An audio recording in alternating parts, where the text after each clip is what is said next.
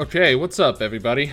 Limy here. I'm just going to make a little bit of a less formal video. You're not as much chopping and editing, but this is a video that I wanted to get out relatively quickly, as I feel that it's going to help a lot of people level up their game in Virtua Fighter.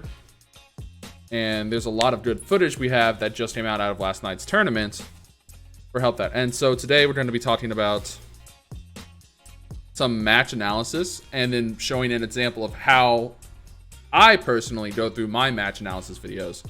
And you can take these tips however you want. You can, if you find a method that works for you, great. But I'm going to go through it the way that I go through it. So I went ahead and I did a little bit of scouring. Don't tell anybody, but I went and I found a match that I think is going to be a really good way to serve as an example for how you should be analyzing your gameplay. Hey, what's up, Tricky? Code NLBC-VF02. A few things. Ideally, I like doing it on YouTube because the YouTube play is a little bit better than Twitch.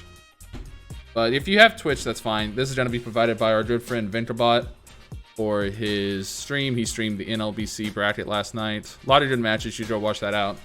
One of the players is actually here in the chat. Tricky, man got second. He's very deadly. He's a great example of another individual that gets a lot out of his replays, because I'm sure if you've ever seen any of his videos, he goes over match analysis like all the time. So let's go ahead and get started. We'll slow down the speed. And we're gonna let the first round play out. I always let part of it play out, and it could be the whole round, it could be a whole game, right? But that's up to you. If you're gonna let the whole set play out, maybe bump this back up to 1%, 100% speed. But if you want to just watch the first round at normal speed, you can do that. It's just there might be some small micro moves that you miss, because there's a lot of quick buttons in this game. I'm gonna mute that. I don't want to. No offense to Harpooner. We're gonna just play it at full speed.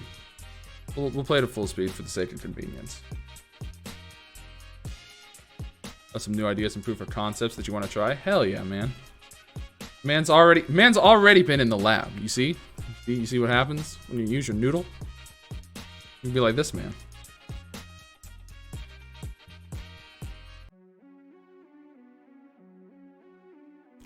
So generally, whenever you're watching it for the first time, it is good to make note of moves that you see a lot. So in Virtua Fighter, you're going to see a lot of 2Ps. That's very common. If you see any grabs that occur often, the same animation for the grab, you might want to make a note of that as well. Is another thing you want to look for. Like for instance, you see a lot of 2P into mids that this Leon's doing, and you see that jumping spinning kick Leon does. That's an example of a move that you would take a note of and then go back and review it. And we'll get into the process after this first round. After this first match. Yeah, gotta get strong. Can't stay slacking.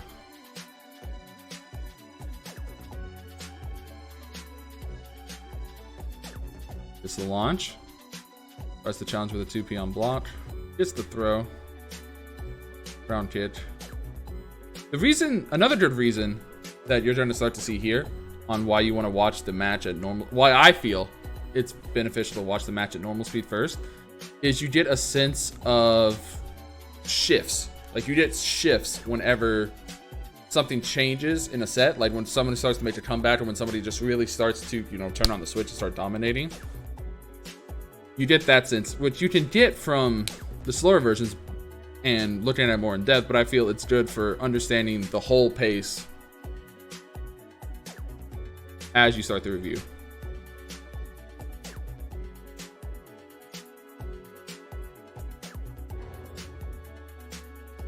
All right, we go for that throw again, so we'll make a note of that throw. And then we get the defensive down back P plus K. And any special interactions too are of note, but generally you don't want to focus on those, and we'll point out why here in a second.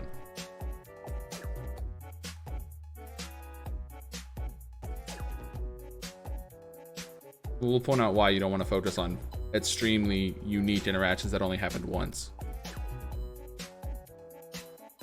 Okay. So with the first match done, let's go ahead, run it back, and we'll talk about the process. Run it back a bit. Just the playback speed. We're gonna put it at 50%. And then I'm gonna lay out Limy's 4-step program to match analysis. These are the steps that I use whenever I rewatch my matches. And these words for if you win, if you lose, if you tie, if you're watching people that you've never fought, but you just want to see how a pro plays your character or how a pro plays against your character. These work for all of that. So, with that, let's get on to step 1. Quantify the damage. So what do I mean by that? When I say quantify the damage, what I mean is look at what is hitting you the most and how much damage it's doing to you. So a good example from the set we just saw was that throw where Vanessa elbows them 3 times in the gut. That is an example of a move that we should quantify the damage. So when we go back and we watch it, we get a sense of just exactly how much damage we're losing because we don't know how to react to that situation. So that's that damage there, right? I think it landed 3 times. So we quantify that. That's about, a little under half a life bar, right? And you want to do this for the moves that you see hit a lot, which is why I said earlier, you don't really want to focus on the super specific, this happened once in the match thing, unless it just was something that was super wild and crazy that just completely blew your mind. Like if it broke the rules of the game to you, then that's what you would go back and analyze it. But if it's just some weird interaction, oh, he ducked my mid that one time, maybe save that for a little bit later in the analysis. So that is what I mean when I say quantify the damage. That's step 1. Find what's hitting you the most and see how much damage that is actually doing to you. So if we run it back to the start, let's go through and we'll look at this round and see what's causing the most damage to this player. We have a dit jab, another dit jab, a counter hit launch from Leon. We'll make a note of that. This is going to be a lot of the damage. Mid tracking kick, dit jab, extension on the kick.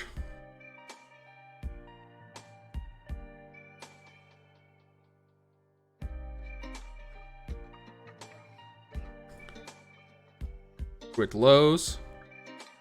And then that kick again. That's the second time this set we saw that kick. So we're going to make a note of that move. And when we go here, ignore the Mappa Tofu recipes. Once we have that, we saw, those kick series, that kick extension, and then that kick there at the end, and then the counter hit launcher, those were the big things to take away from this round. And so, what we want to do is we want to move on to step 2. And what is step 2? It's the step most people jump out to right away. Study the move. This is usually where people start with match analysis. And I don't think that's a great place to start because you're just going to be picking a random move that might not have been really that big of a deal breaker in the actual set itself. Is it might just stick out. You're like, oh, I can't believe I got hit by this thing, when in reality that thing hits you for damage, but probably not as much damage as if you had just kept eating elbows to the face or something, right? So we'll say in this scenario, we don't know about that move, right? So we're going to go through and we're going to learn about that move together. You don't know what it looks like. Luckily, you can either go into training mode or you can go into vf.com.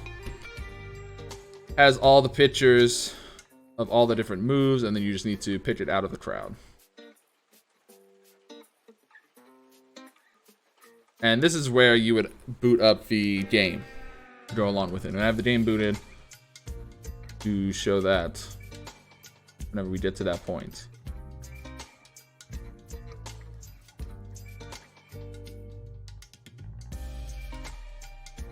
But let's go ahead and switch over to that. PS4 recording.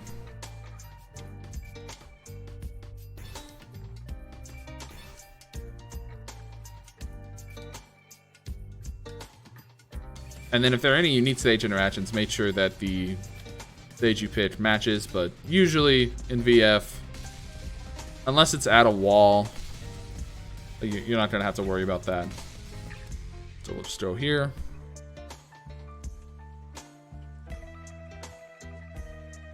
And we'll see if we can find that move. Okay, 8K.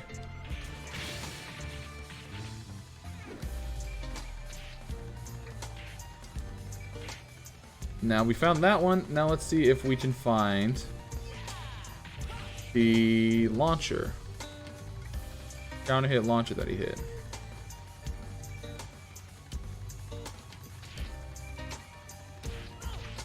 It was that one, right? What it looks like. We can test, because we saw it was a counter hit because of the red flash. That was it. But now, this is where we study the move.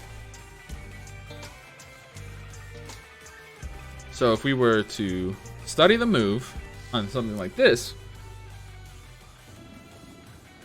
let's go ahead, and the most obvious thing to do is check to see, well, what is it on block? Right? You set this to block. Minus sits. The mid-high. Minus sits. Second extension is a high for -4. Hit itself. Bats to his back. Right? We have this data. This is -8. And then if you have to familiarize yourself with the range, this looked like it jumps based off of the footage we saw in the video. So we know that it probably Tet jumps. Now we move on to step 3. What is step 3? Learn the counterplay. To step 2. So, we're here. This is where you actually switch your characters. So let's say in this scenario, I'm the Vanessa player. I'm fighting this Leon. And I want to lab the situation because this person beat me using that hit string and that counter hit launcher. So if I record that, right? I'm +8. But in this scenario, we need to learn everything we can on what beats this move. So we don't, to my knowledge, have any character-specific things like a sabaki or a stance that can beat this move, right? So we have to rely on basics. The most basic one that you see is sidestepping. This move is linear, so you can track it both ways. Can we interrupt this move? No, we cannot. We get counter hit. Oh, we do. We can interrupt it. So that's something that we learned too. If we eat a dip jab and try to go into that move, we can beat that. So that's something else to know about this. You have to be fast. What else can we do? Well, we can sidestep it. And we can check to see if they have enough time to guard after it.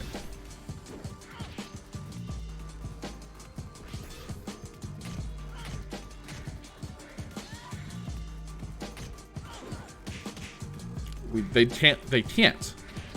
So if we think they're going to use that move, we can go for a side turn mix up or a guaranteed side turn hit.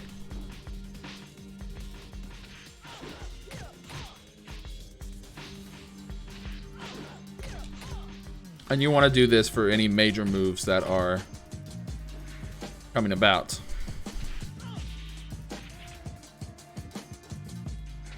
And so, what else? -8 means they also cannot fuzzy. So you block it, you can go for your mid, you could go for a throw instead. In this case, this is the forward throw we saw earlier in the match. You can mix it up with a back throw instead. Or you can go for a mid, go for a low. But different things that you want to do. You have the advantage. You're +8. It is very risky to challenge in Virtua Fighter whenever you're -8. So we know that if we just block that move, we have the advantage. Right? We know that if we get counter hit by the move, we get launched. If we get normal hit, it's not as bad. We're -1, right? We still can fuzzy. We can crouch dash fuzzy. We can even challenge against slower moves at that point. So we are learning the counterplay to that move. And another layer to that is the reason I said counterplay to step 2 instead of just counterplay to those moves is you want to start understanding what the opponent is going to do once you start reacting to that. This is why I chose that first round as an example, because this is a situation where Leon has a pretty good counter to people stepping his moves, and that's in this.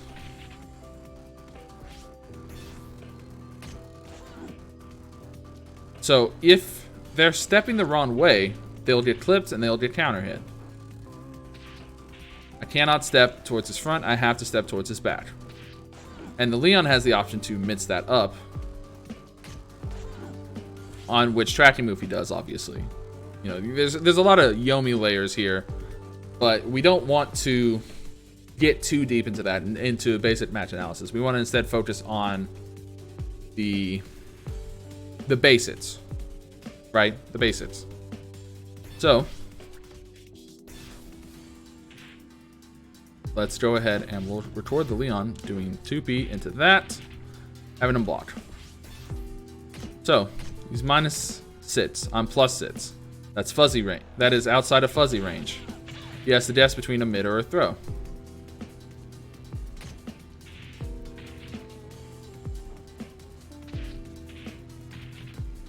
Knocks down on normal hit.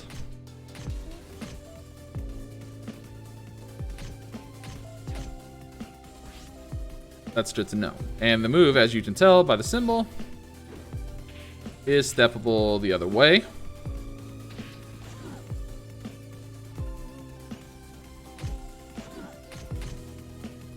And it looks like he recovers fast enough that we don't get... Oh, no, we do. We get side turn pressure on that. But the other threat, obviously, is that.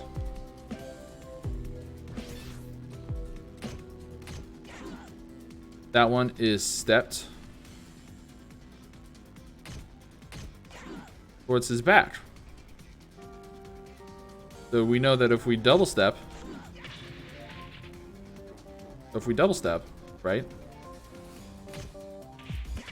Oh, hold on.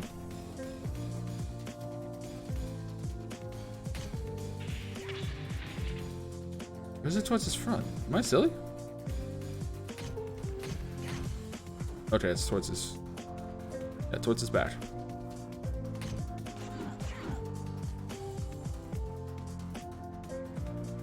We're going to avoid that. If we get clipped and we step the wrong way, we're going to get launched.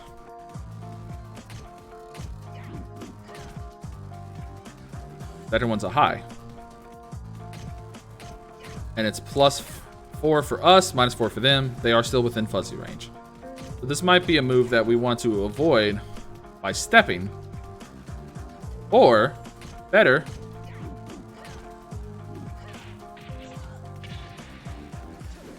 we duck and punish.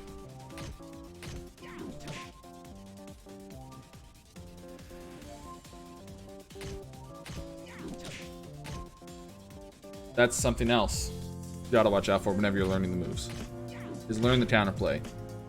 And the counterplay for this situation is that they're going to probably stop after the first hit, because you can duck this on reaction. And doing this also gives you a direction on how to develop your practice routines, because you know the counterplay for that move, and so you can start working on incorporating drills that will help you against that character, because you know the best way to beat the move. And lastly, this is where we go to step 4.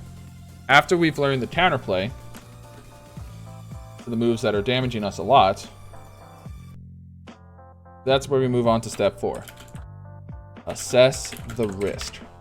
And this is probably the most important step in match analysis, I feel, of my 4-step program.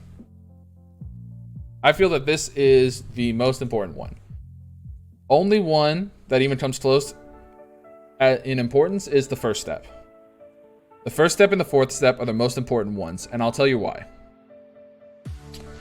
You want to be able to look at a situation and say, yes, I came out of that situation ahead, and they came out of that situation behind. Or I want to come out of this situation advantageously, I want them to come out disadvantageously.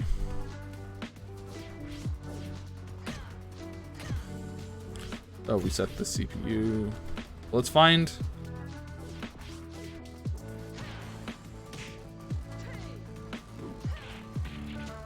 I think we have offensive stance. Yeah, there we go. So, let's play this recording that we have of this kick. Mid-high. Strat's one way.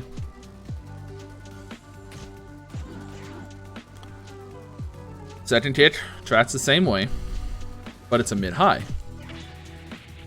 What's the reward for him? The reward for him is, you know, a couple points of damage. The reward for us, if we read this situation... Oh, hold on.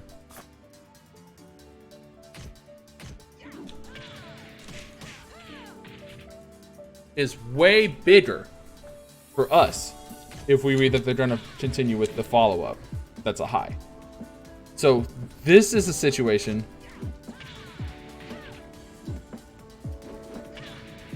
where we're going to come out ahead if they choose to do this move. Because we're going to get our combo. We're going to get our 9K combo. We're going to get a 9P. Maybe not 9P. That might be too slow. Yeah, that one's too slow.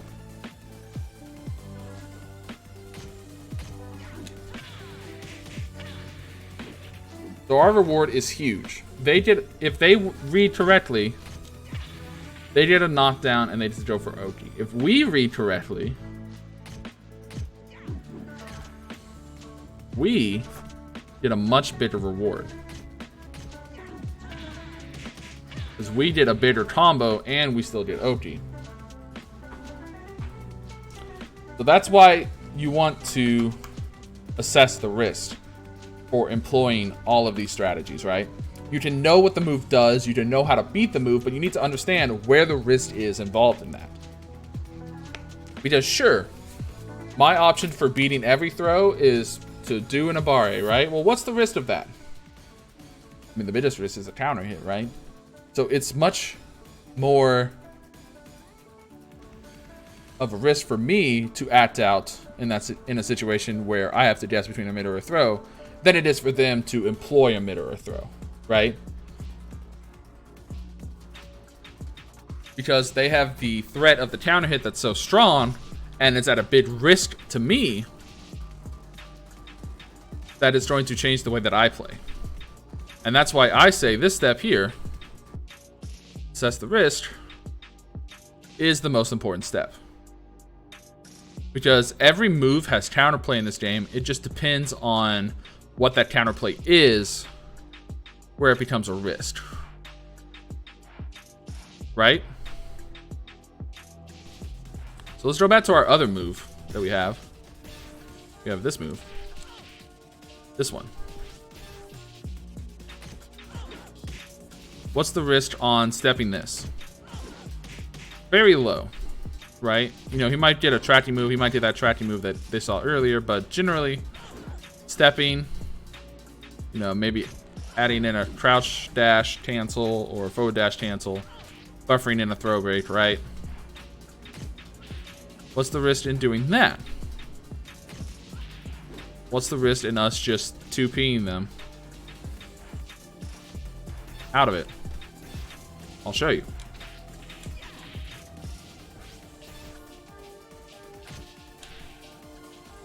If we get hit,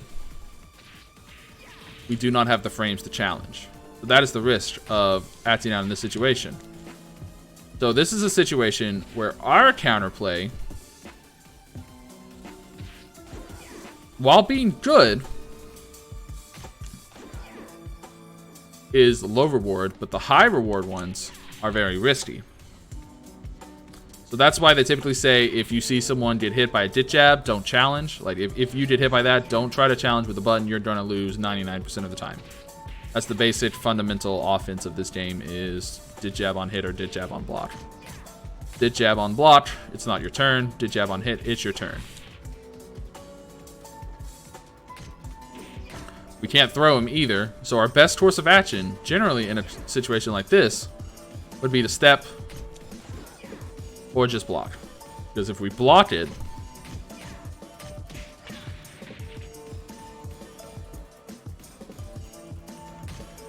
depending on what they challenge with, we could get a punish, or we could be put at advantage. Remember, this is because we don't want to challenge this on hits.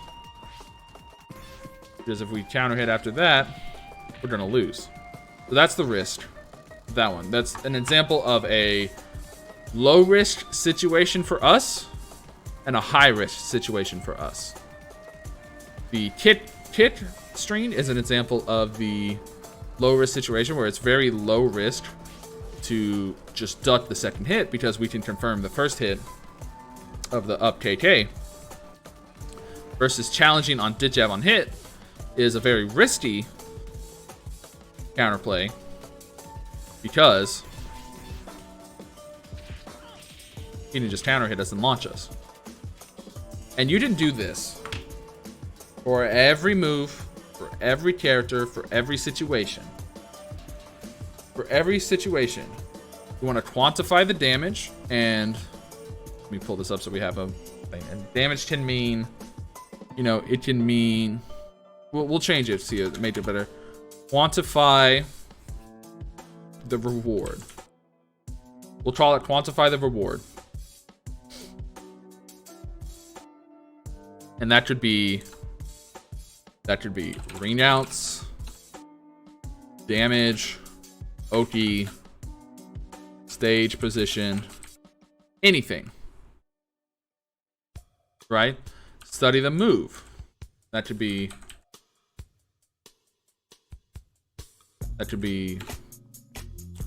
specific movement, attacks, throws, etc. Learn the counterplay to step 2. What's gonna stop step 2? Then lastly, assess the wrist. How risky is step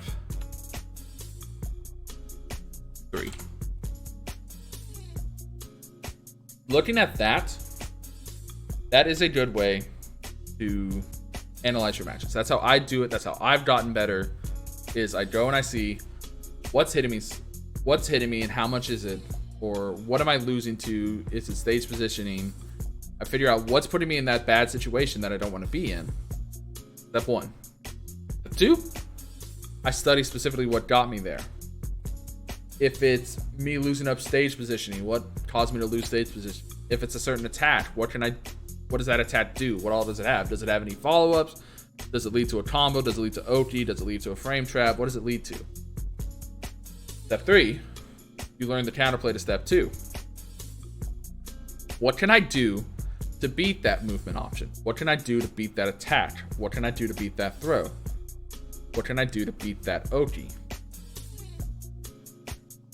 Lastly, step 4, assess the risk. How risky is it for me to challenge a move in step 2 using one of the methods I learned in step 3? You know, do I have a high risk, high reward, a low risk, low reward, low risk, high reward, high risk, low reward? What do I have that can beat those? And you want to look at that and use that to inform your decision making. Because once you go over that decision making process, you're going to be making decisions better on the fly, because you're going to be studied in these unique scenarios, because you've been watching your matches. Every time you lose, you need to go back and you need to look at, what am I losing to? And the best way to do that, I feel, is to follow this. Now, like I said earlier, you can have your own method for match analysis. You can use some of these steps, you can add more steps, you can call me a fraud, right? It doesn't hurt my feelings. But I feel that successful match analysis involves these core ideas. Why are they doing that move? What does it get them? What does the move do? How do I beat that move? And how risky is it to me to try to beat that move that way? I think all successful match analysis uses that information. So, with that framework and that mindset, we're going to go back. We're going to continue the match analysis for this set. We're going to keep it at half speed. That way it's a little bit easier to see.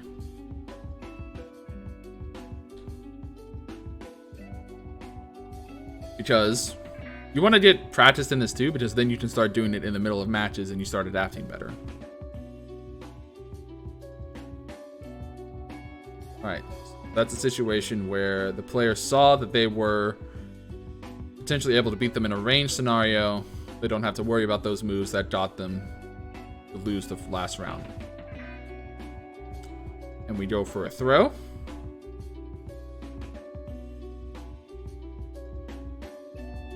We see what happens here.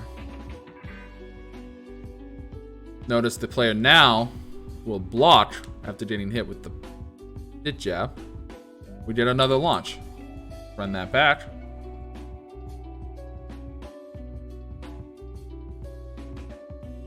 And every time you see a key move like that, you want to go back and you want to look what created that situation. Hit jab on block. Counter hits into the move again. The player, Radio Bread, is probably pressing their advantage a little too freely for that. Catches them standing, he's trying to go for the low. Catches them standing again, goes for the low again. And really, there are matchup specific things, like, for instance, Leon has a bunch of lows, right? That you can use that aren't going to be universal systems. Some characters will have specific things that beat certain other things. Like some characters will have a really good move that jumps over lows. Some characters will have a really good move that goes under highs. And that all can be evaluated by your character at step 3. Use your character knowledge and think, what can I do to beat this move? What do my system mechanics let me do? And do I have anything character unique that I can use to beat that? Goes for a big kick. That's another situation right there. That's one that we just talked about. Counter hits the low punch. Gets counter hit by the follow-up. We know now that you can step that move, which is what this player does here. And now, Radio Brett sees that, and he is going to take advantage of that player's habit to go into that move. Also, switching up the grabs.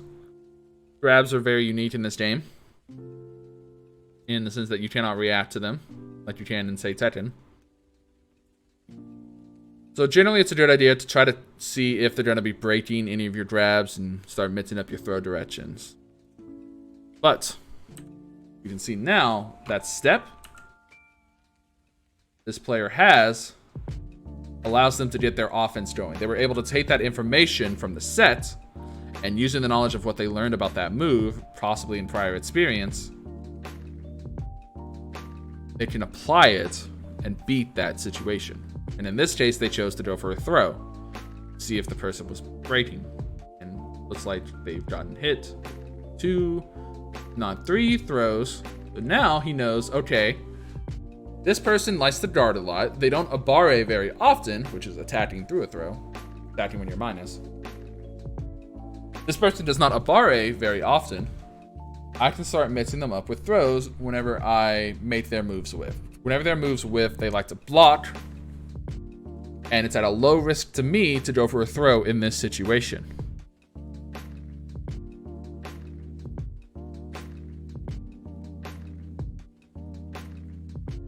Challenges on her turn. See there, caught him blocking again, and you have to go in and look at, if you're losing to a lot of these throws, the Leon player needs to go in and say, okay, well, what am I losing to? What direction, what throw break direction do I need to guess? What does that move do if I break it?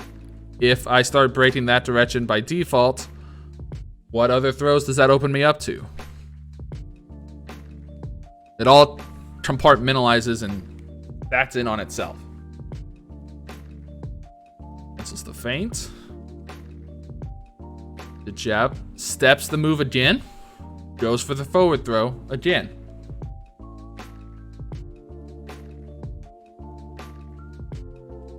Notices that Radio Bread, the player here, is starting to pick up on these tendencies. He knows that that move can be stepped because he's probably experienced it 1,000 times. So he knows if that move whiffs because he steps, he has the advantage. This is a low reward. This is a low risk, medium reward situation for them for stepping that move. And the Leon player is not doing any of the counterplay to it. So if you know that the opponent isn't going to do any of the counterplay, that's when you can get away with a little bit more. And we will see an example of the opponent not knowing counterplay in the next match.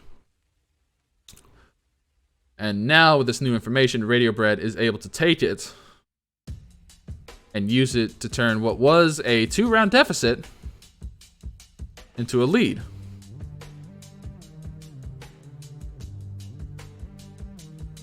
So now we'll go up to the next match.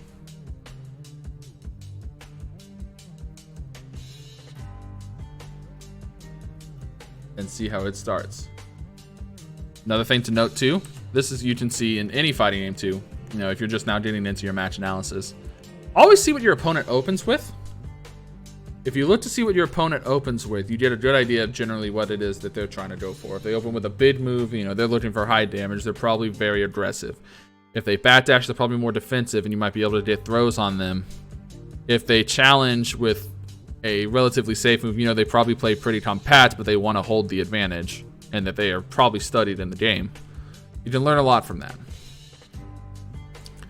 Just like you saw here, this Vanessa player backed up. The Leon player saw that, went in for a low, got the hit. The start of the round. Leon player fuzzies to avoid the throw. Goes for that kick again. We know that that hit does on Oki. So does Radio Bread. Radio Bread stands up to avoid that hit. This time, seeing that the Leon is out of range for that hit to hit them, they instead opt to get up with the low because they saw that bat dash.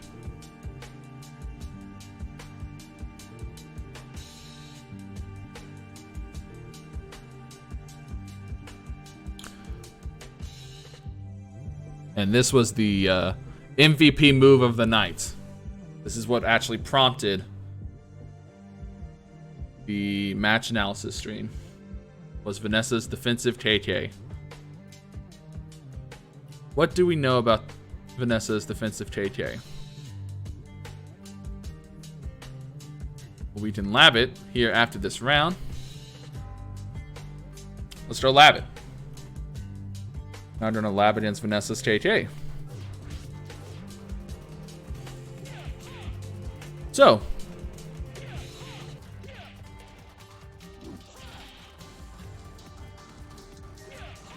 it hits direct on. It is not a natural combo. So, know that. Now if we go in, we set it to counter hit. It is a natural combo. It leaves her +5 on the side. She can go for that. She can go for a side throw. She can just go for general side guard pressure. What about on block? Let's learn the move on block. -5 pushes out of throw range. So she doesn't have to worry about fuzzy. Move itself is an EX high, so it can be ducked, but EX highs can hit people recovering from crouch if you press the button too early. So that is something to be aware of. But you have frame advantage, so if you have a long-reaching move, you might be able to beat her if she tries to press a button after that. Now we go in, and we set the computer to Vanessa, and we have her do KK. We just have her do KK over and over.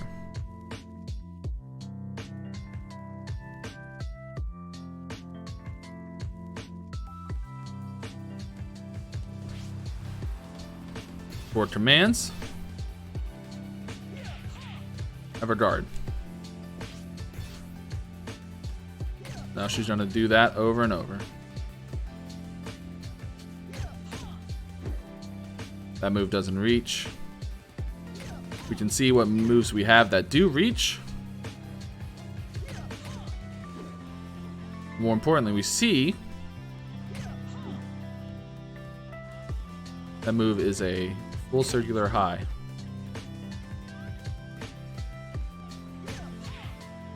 We cannot step it.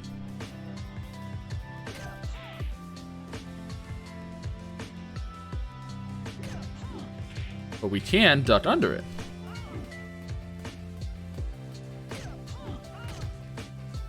Let's see if we can launch it knowing that it's an EX high.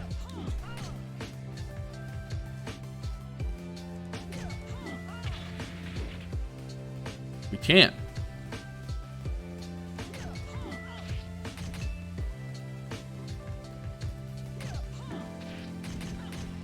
We can interrupt it, and we should choose to do low frame advantage, or we could go with frame advantage. We could see if we have something that launches very quickly, or maybe just go for like a knockdown.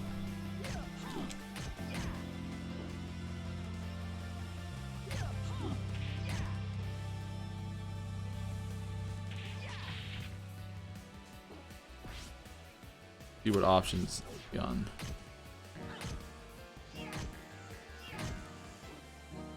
You know, different characters are going to have different options to punish it, right?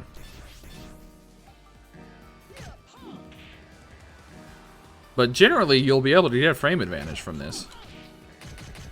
What if you get hit by the first one? You can still dunk underneath the second one. See if we can get a punish with it, though.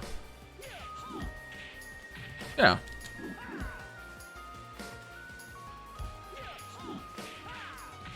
So that's a situation where you're going to see this a lot on our stream, because we're going to be going through some other team matches that I feel are very important to view. But you're going to see that a lot. A lot of people that are just, you know, it could be lad, but it could just be unfamiliarity. It could be rust, and they know, and they just didn't implement it properly at the time. But that's a situation where you can see a move that seems invincible. You can learn the counterplay to it. You learn how to play around that. And if you see right there, you know, that was very quick. We went through steps 1 through 4. We quantified the reward. We saw how many times that move hit, how much damage it built up to. Built up to a lot of damage. We studied the move, understood what the move did, where it hits, what's its frame advantage on block, on hit, on counter hit. We learned the counterplay, what we can do to beat it. And then we learned how risky it was. How risky it was for them to do it, and how risky it is for us to employ the counterplay. This is all very quick, but something you can do for, again, any situation. Works for every character, every move, every stage, every game. Employing that. With that, we're going to go ahead and round out the set here. And I want you to try to take away not only the lessons, but how you can use that on a match that maybe you have retorted because you lost. And you lost to something that was blowing you up. And so I want you to watch that with the 4-step program that I laid out and think, you know, how can I employ this strategy towards my match analysis? We're going to let that play out.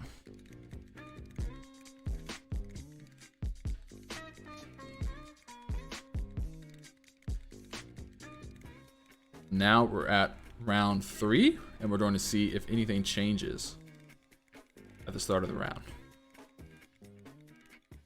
from either player. Radio Bread knows that Holden likes to hesitate at the start, so he goes, and he goes for that move that was getting a lot of success for him. He does the 5KK at the back, and he can get a throw because it leaves them bat turn if they hit on the side. Holden tries to retaliate at range, knowing that he can outrange that move at the start. Stores a knockdown for it. Edges him standing again. The Radio Bread player does not block low very often. And then Holden tries to challenge the 5KK from Vanessa. And we learned that that's one of the riskier counterplays. Oh yeah, man, the Cutman radio's coming through.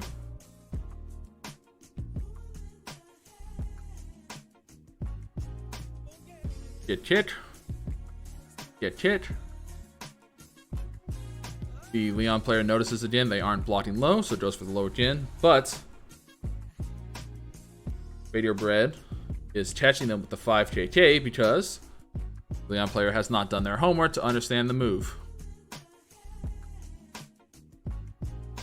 The Leon player tries to retaliate. Gets clipped. Right, I understand. We're about finishing up with the video. I'll keep streaming, but we're done with the video. And that is the example of the Limy 4-step program to match analysis. Quantify the reward. Study the move. Learn the counterplay. Assess the risk. Thank you guys for watching the video. We're going to keep going with the stream, but I'm going to end the recording for the video here. That way, we can get this uploaded fairly quickly for people. So, thank you guys for watching. Y'all stay wise. Peace.